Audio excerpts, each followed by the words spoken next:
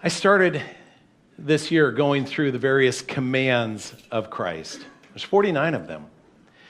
And what I love about going through these is we get to see the very heart of our Lord, His mind. We get access to it.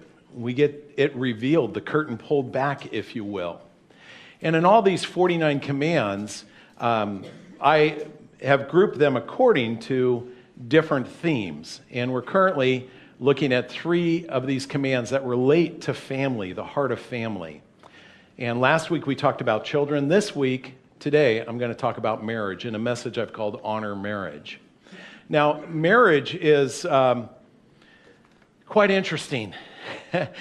If you're married, you know what I mean. But I'm also apprehensive this morning on this message. I'm apprehensive because there are people who are single and don't want to be single. There are people who are single and quite happy being single. There's people who are married and don't want to be married. There's people who are married and quite happily married.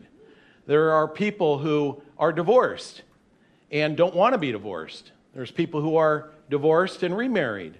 There are people who are enjoying the benefits of marriage, but they've never entered into the covenant of marriage. So it's a wide spectrum. And I'm going to share some words that, it's like tiptoeing through a landmine almost. So I'm a little bit apprehensive, but marriage is a wonderful thing. I do a fair amount of premarital counseling. And with younger couples that come into me, my job is to prepare them for what's ahead. And because they don't know what they don't know. And they're so optimistic. It's like, just can't wait to get married, and thinking it's going to be nothing but pure bliss. It starts that way. After a couple's married and they come back from the honeymoon and I see them a month later or 2 months later, hey, how's it going? They go, man, marriage is great. This is the best thing ever. And then you talk to that same couple 12 years from now and they go, marriage, whoever invented marriage? It's interesting how it happens. But what I view is, and I apply this to marriage, is that illustration God gave us that we are the clay and He is the potter. And so what does that mean? You take a hunk of raw material, you place it down, and the potter gets it spinning. You go around day after day after day, week after week after week, month after month after month. We're just spinning through life. And then the potter goes ahead and applies a little pressure, maybe some downward force. And then the potter goes ahead and squeezes in, or goes ahead and pokes right here, or pinches there. And all of a sudden, as that's happening, we're going, God, why is this happening? And most of the pressure we feel can come from a spouse. We're going, I didn't sign up for this. And it's so easy to run to other people and start complaining and going, man, I don't know what's going on. When indeed, God is working out His perfect plan in you. Marriage is that one place where to be successful, you have to learn these 3 words, die to self. Die to self. You've got to learn how to do that, and marriage is a wonderful crucible for that to take place, is dying to self. And so this morning I'll be talking about marriage. And I know in my own marriage, the cycle it went through, when I met my wife, man, she was everything I wasn't. Opposites attract. And I just saw her and I just said, I just want to be like my wife. She's so unique. She's so special. I just love her. And we got married, and man, it was great in the beginning. And then what happened, something changed. And I think Meredith was this way for me as well. She liked me for what I was and the things she wasn't. That's what happens. But then after a while, I started saying, how come you're not more like me? How come you're not like me? Because if you were more like me, marriage would be a whole lot easier. We'd sure have an easier time making decisions. When we got a pizza, we could just get anchovies over the whole thing. I can't even get anchovies on half of it because the juice leaks over to her side. It's like, why can't you be like me? And that's a little thing, but it expands to tons of things. And you realize this is hard work. A lot of times when I'm doing premarital counseling, I tell people, look at the people in your life that you look up to, the professionals. the athletes, the actors, the musicians, the business people. Look at the ones that are successful, and there's a common denominator. They got there because of hard work. And you look at a successful marriage, you're going to get there because it's hard work. And the hard work is actually dying to self. That's what it's about. So we're going to look at this passage today. A passage that I dove into rather deeply because it speaks to marriage. These are Jesus' words. And let me set up the context for where I'm going to go. The Pharisees had this cultural debate going on. And they were trying to decide what are the proper grounds for divorce. And there was two main avenues of thought. There was Rabbi Hillel, and Rabbi Hillel said that you can divorce your wife for any and every reason. She's a bad cook. You can divorce her. That's okay. Anything. Any and every reason. That was his line of thought. And then there was Rabbi Shammai, and Rabbi Shammai was much more conservative. And he says, no, essentially adultery only. And so there was these debates. And what had happened was they came to Jesus and they wanted to draw Jesus into this cultural debate as well. And I love how he responds because he doesn't take the bait. What he will do is he will go back to, hey, instead of talking about divorce, let's talk about marriage and let's talk about God's design. So this is found in Matthew chapter 19, verse 3. By the way, all the studying I've done this week and with some help of friends, there are things that I've discovered that have challenged certain dogmas I've held onto for many years.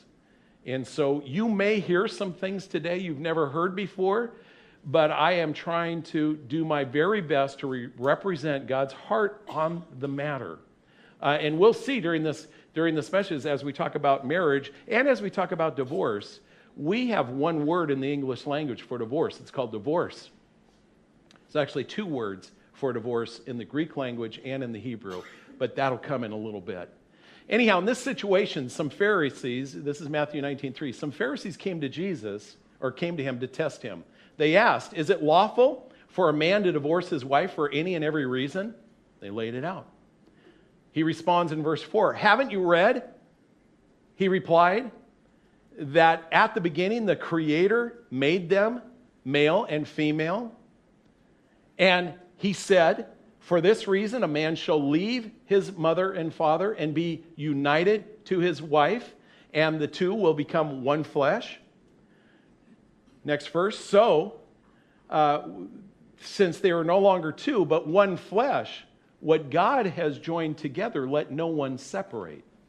So what Jesus does is says, before we get into the whole discussion about divorce, let's go back to the beginning and talk about marriage, this original design.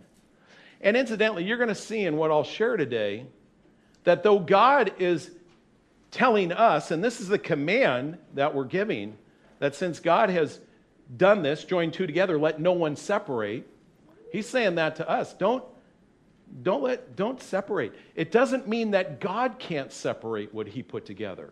And I think there is certain reasons why God allows and God actually separates people.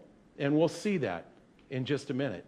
But if we go back to this original design on marriage, I've come up with 5 reasons that were built into this original design. You may come up with more, I don't know. But number 1, the original design for marriage was because that man needed an equal companion.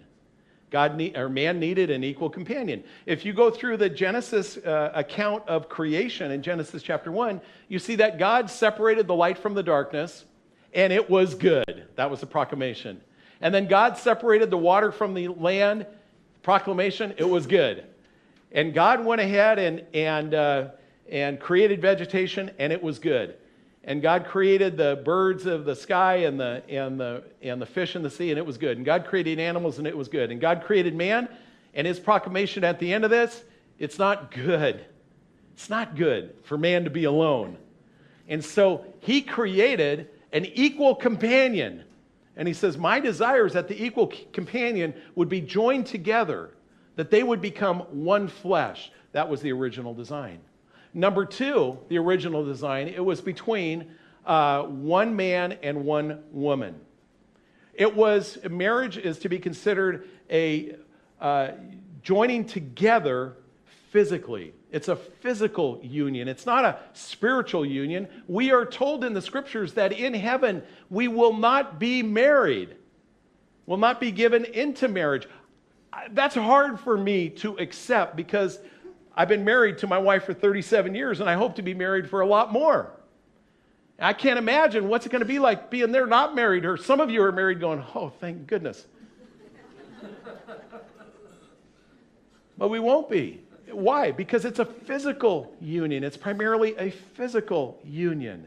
It's not spiritual. And incidentally, man has come up with a whole spectrum of what a physical union may look like. How can that be expressed? And culture today has blessed, or certain segments of culture have blessed every one of these different expressions of physical union. And you know this, but let me go through it. It's not a physical union between a parent and a child. That's called incest. It's not the physical union of an adult and a minor. That's called pedophilia. It's not a physical union between a male and a male or a female and a female. That's called homosexuality. It's not designed as a union between somebody who's in a marriage covenant and somebody who's not. That's called adultery. It's not a union between two people who have never made the commitment to each other in a covenant. That's called fornication. It's not a union between one person and then multiple people of the other sex. That's called polygamy. And it's not a physical union between a human and an animal. That's called bestiality. And there are segments of our culture that bless each one of those and say, that's acceptable, that's okay. And just as that is the cultural talk today, and the cultural talk then was on divorce, Jesus never bid it. If somebody comes to you and starts justifying all those other things, go, take them what Jesus did. Take them back to the beginning. Say, in the beginning, this was the design. This is how it started. Incidentally, one of the things, and we can look at that range of physical unions that I just mentioned, and we can think, oh, that's really horrible. It's like, well, I can understand that one. But God's design says no. There's only one design. All the others are defects on that design. And let me just take one, fornication, for example. If you're having physical relations outside of marriage, or actually expressing any of these physical expressions, what you're saying is, God is not my priority, because I'm not listening to God. And number two, if it's fornication, what you're telling your partner is, I'm the type of person who is willing to have physical union with somebody who's not my wife or not my husband. And if that's the type of person they are, just by signing a document saying you're married, don't be surprised if that doesn't change. So anyhow, this is not God's design. God's original design, one man, one woman united together. Third thing is, marriage illustrates the union between Christ and the church. We read in Ephesians chapter 5 that Christ is the head of the church, just as the man is the head of the household, and the church is the bride of Christ. And what does Christ do? Christ loves the church. He cares for the church. He cleanses or purifies the church. He nurtures the church. And just as Christ does that for the church, that's the model that's given to husbands to do for their wife. It's a model. And take note, marriage was never to illustrate the relationship between God and Israel.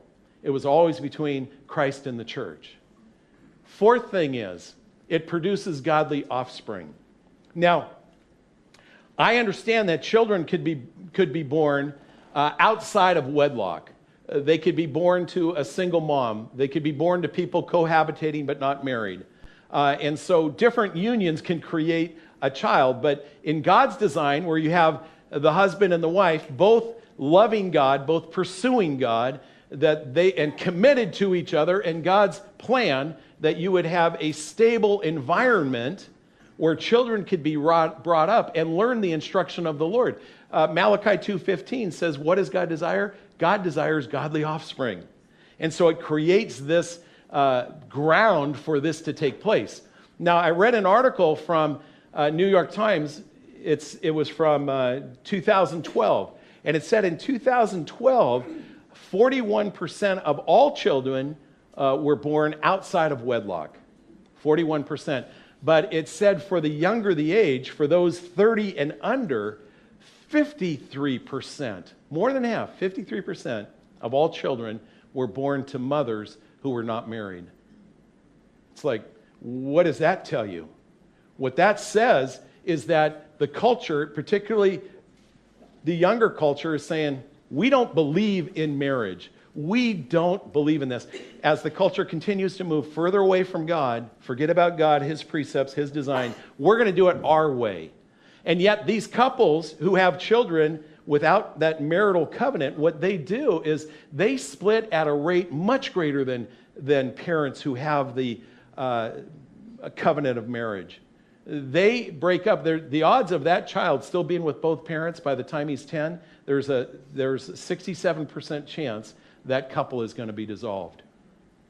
It's like, wow, maybe God, you're onto something. Maybe God, you know something. Maybe we should follow your way. Is basically what I get out of this. The fifth thing is it's designed to be a permanent union. One man, one woman, one lifetime. That's what it's designed to be. And that's what Jesus wanted to go back. Let's just talk about the original design. Now, I know this culture and the culture we live in, the culture that your neighbors agree with, the culture that your workplace espouses, the culture that the media is enamored with, says that the culture takes precedence over whatever the Bible has to say. In other words, culture is the new authority. The Bible is the old authority. And that's what we see in culture. And culture is developed by man. And because culture has such a relevant place in the authority of our life, basically what it's communicating is man is over God. And that's what we see. That's what's happening. People have moved far away from this original design. And we ask ourselves, how is it going? Answer, not very well. Not very well. And so Jesus lays this all out to them. And he takes them back to the beginning of marriage. But now the Pharisees draw in the exception clause, divorce. And he says this. He says, why then did Moses command that a man give his wife a certificate of divorce and send her away? Well, Jesus replied, Moses permitted you to divorce your wives because your heart was hard. But it was not this way from the beginning. What was not that way from the beginning? Is Jesus talking about marriage here, or is he talking about divorce? He shifted. He's talking about divorce. Divorce was never that way in the beginning. And you can read back some of the Old Testament law. And the Old Testament law, and it's clearly stated that if a man is to divorce his wife, he is to give her a certificate of divorce. It was built into the law. It was built into this understanding that God said, I know there's going to be reasons for your marriage to end. I don't want man to break it up, but I can break it up. And he seems to give some justification why it may not work out, and there could be a reason to dissolve it. Think about this. Think about this. God told the nation Israel, when you go into the promised land, do not marry foreign women. Why? Because they will entice you away. They disregarded God. They married foreign women. They had these children, and they were drawn away. And God says to them, I'm sick and tired of this. You're faithless. It drives me nuts. What I'm going to ask you to do is I want you to divorce your wives and give them a certificate of divorce. I want you to send your wives and your children away, but do it with a certificate of divorce. God said that. You know what else God said? You can look it up in Jeremiah 3:8. God actually gave the nation Israel a certificate of divorce. Why? Because they were unfaithful to him. God knows what rejection is all about. God knows this. And what is going on here is people, Jewish men, were divorcing their wives for any and every reason, and they were sending them away without a certificate of divorce. And what Moses did is Moses said, hey, if you're going to divorce for any and every reason, at least give her a certificate of divorce. Why?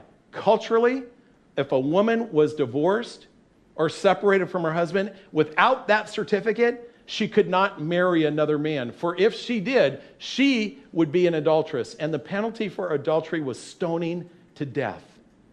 She would have no covering, no provision, no income. She would be on her own. And men, because they spited their wives, were just separating from them. By the way, that's interpreted as divorce. It's one word for divorce. Separating, putting them away. There's a second word for divorce that includes giving them a certificate of divorce. And they were doing one without the certificate. And they were essentially destroying their wives. Because why? Because they were hard. Their hearts were hard. Their hearts were hard. I'm sure many of you have heard it said that God hates divorce. I'm sure every one of you have heard that.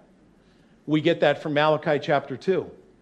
However, in the King James, New King James, that's what it says right there. You can read it. God hates divorce. You see it right there.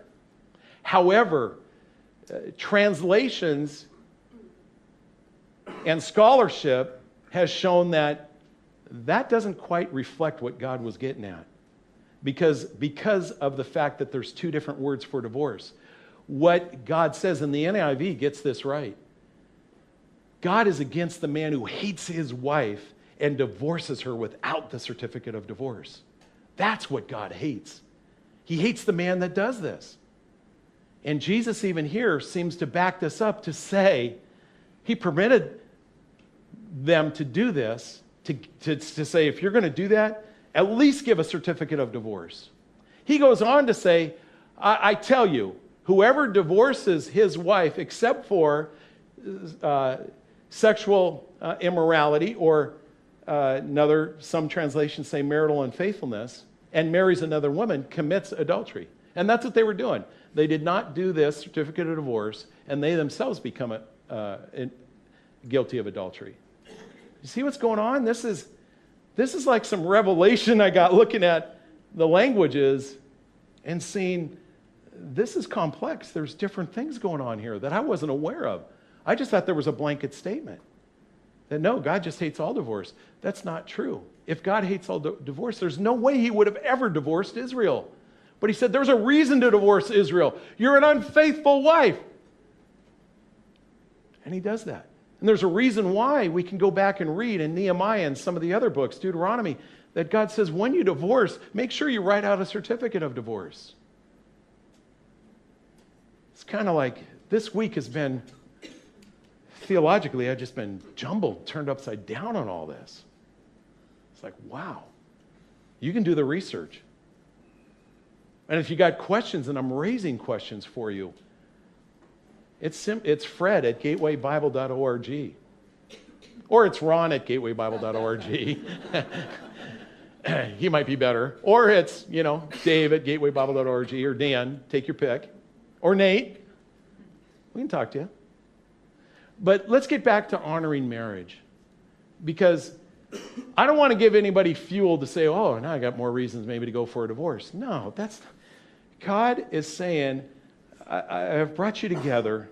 I brought you together. It's hard work.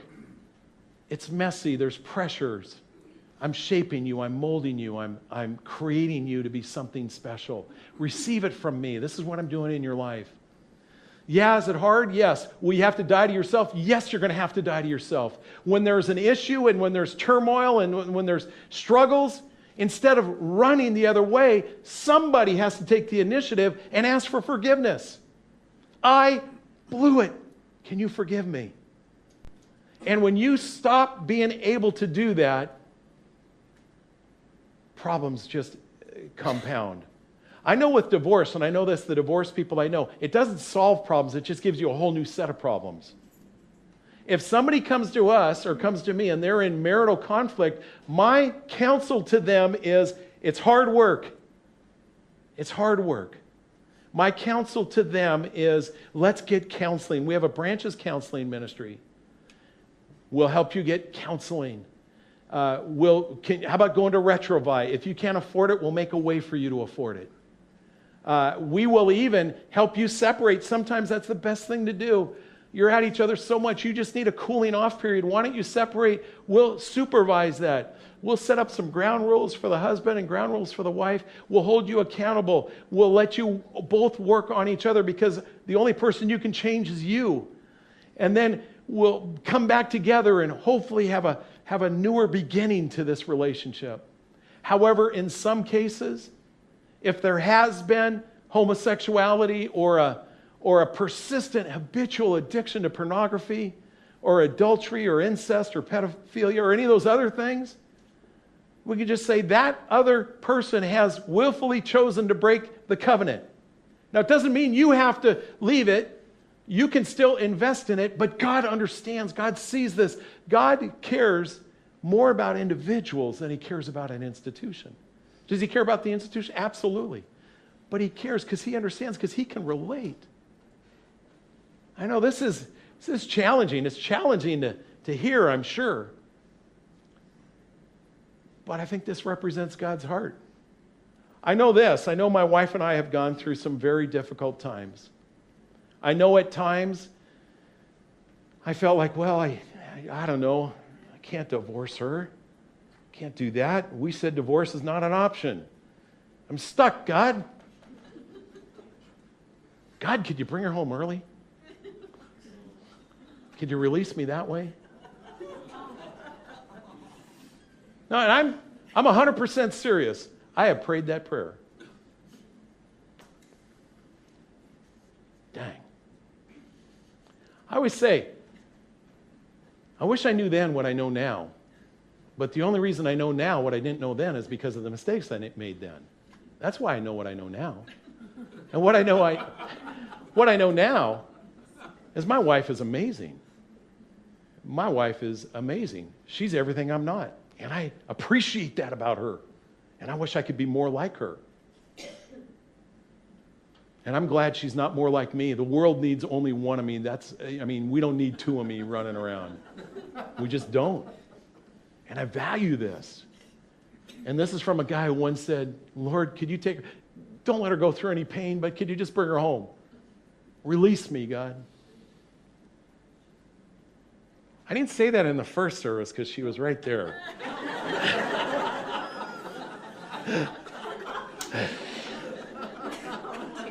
Hey, listen, when you see her, just remind her how much I love her. That's fine. That's fine. That would be sufficient. But I want you to honor marriage. And I need to challenge you. When is the last time you have died to yourself for the sake of your spouse? When is the last time you truly sacrificed and put their needs ahead of your own? When is the last time you have told your spouse that you're crazy about them and you appreciate every little nuance about them? When is the last time you've said, I need to apologize because there's some things I've been letting get to me and it shouldn't get to me. It's who you are and I can't change you and I'm going to stop trying and I'll change me, and the change begins with accepting you for who you are. There's a lot of things we can do. A lot of things we can do to embrace marriage. We have a marriage, love, and respect coming up. 5 weeks, starting Monday night, 6:30 to 8 in the Colwell Den. We have 30 couples signed up. Meredith and I are going to be there. I'd love to see you there too. Come and be part of that. I'm pro-marriage. But I'm pro-marriage as God designed it. And I'm a benefactor of working through the difficulties of marriage. I believe in it. I love my first wife. I love her. And I don't want to think about a second. Let me pray. Our Father, I think of Jesus, who came with two things. He came full of grace and truth. And God, we're a fallen people. We're a selfish people. We, God, need to live by your grace. And we understand you, Jesus, by taking on flesh. You lived in this world. You felt the things we feel. You saw it. You understand. You relate. God, and it is true. You don't want anyone to separate what you've created, but doesn't mean you can't separate it. And there are some times where you do. There are some marriages where a spouse has just abandoned the other person completely. And even Paul said, if that happens and the abandonment of a spouse who doesn't even love you anymore. You seem to say, I got it. And you did. You had a whole nation turn their back on you. So you understand us, and that's comforting to know. God, I pray that this teaching will be received as from you. And if it raises questions, that's a good thing because you have the answers. And I pray this in Jesus' name. Amen.